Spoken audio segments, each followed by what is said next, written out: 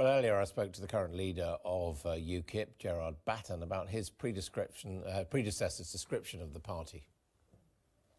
If people think that your party is unsavoury and they don't think that Nigel Farage is unsavoury. It isn't unsavoury. Nigel is a superb spin doctor, and this is going to be his line during this campaign, because what he is Tory light. That's basically what it boils down to. This is an alternative Tory vote.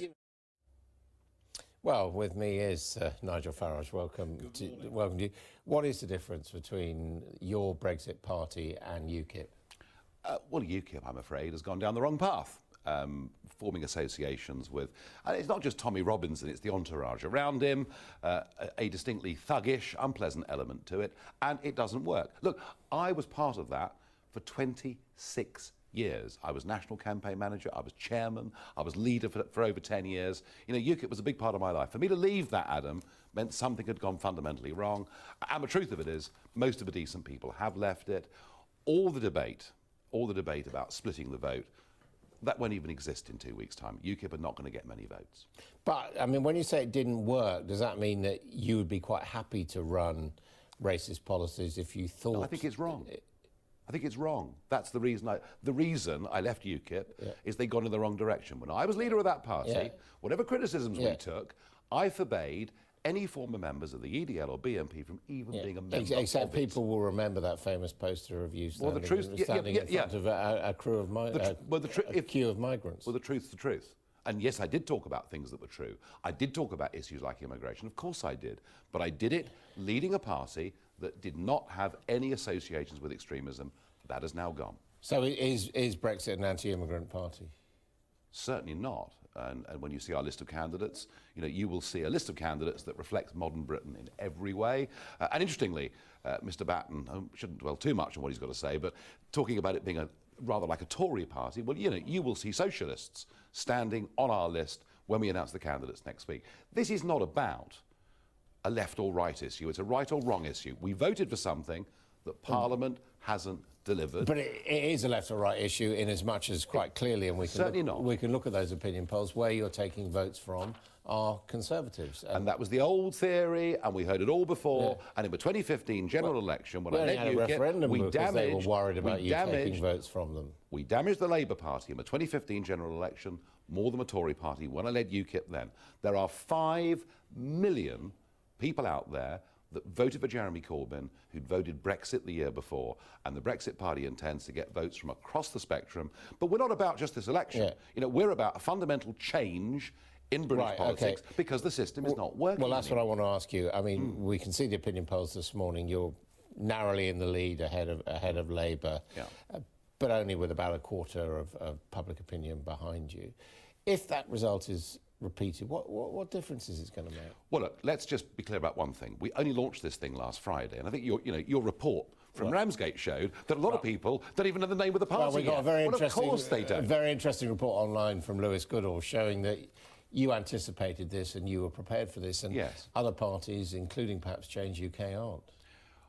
Well, I think that Change UK are people who all got elected by being part of big parties, and they're probably shocked by how much behind-the-scenes work needs to be done. Look, I did anticipate this, that's absolutely right, but the name the Brexit Party and the association of me with it is still very new. There are still millions of people out there who could vote for this party that haven't even yet heard of it. I think 1 week in, we've made a very, very good start. But the reality is, though, that 50% of the country wouldn't even consider it because they voted to remain. Well, I don't know. I'm not sure that's true. There are a lot of Remainers out there who say, look, we voted one way, but we believe in democracy, and that's what I'm fighting this campaign on. This result needs to be honoured. But people say to you, Mr. Farage, look, I'm fed up, I voted leave, I think we should have left, I'm going to vote for you, but you then have to say, well, that's very nice for me, but there's nothing I can do about it. Oh, no, no, no. This is the 23rd of May for the Brexit Party is the beginning of what we're going to attempt to do. We are attempting a peaceful political revolution in this country. The two-party system does not work. It can't cope for Brexit.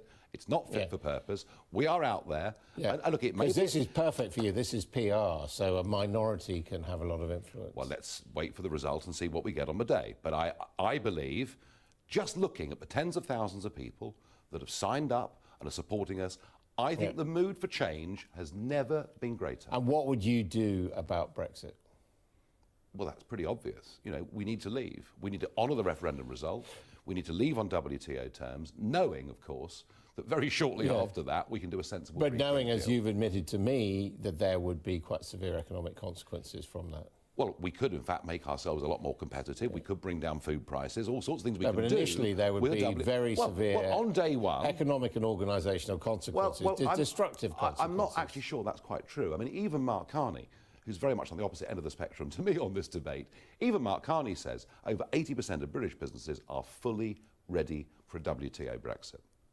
But, as you know, WTO Brexit is nonsensical in as much as those people who do trade on so-called WTO terms have a whole load of additional agreements on a bilateral basis, which we don't have. WTO is the basis. But, Adam, I think you may be missing something here.